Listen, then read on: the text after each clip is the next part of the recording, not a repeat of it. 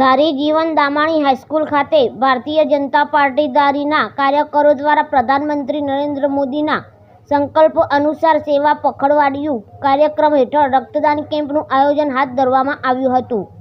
આ રક્તદાન કેમ્પમાં ખૂબ જ મોટી સંખ્યામાં લોકો ઉપસ્થિત રહ્યા હતા। મોટી માત્રામાં લોકોએ જોડાઈને પોતાનું રક્ત ડોનેટ કર્યું હતું। વહેલી સવારથી જ રક્તદાતાઓ આવા સેવા યજ્ઞમાં બ્લડ આપવા માટે હાજર રહ્યા હતા। ધારી તાલુકા ભાજપ પ્રમુખ મુકેશ કોટડિયાના માર્ગદર્શન હેઠળ ખૂબ જ સફળતાપૂર્વક આ રક્તદાન કેમ્પનું આયોજન કરવામાં આવ્યું હતું। જે બ્લડ કેમ્પમાં ઇન્ડિયન રેડ ક્રોસ સોસાયટીના સહયોગથી આ રક્તદાન કેમ્પનું આયોજન સુંદર રીતે પૂર્ણ કરવામાં આવ્યું હતું। રિપોર્ટર હુસેનભાઈ સંઘાર, ધારી।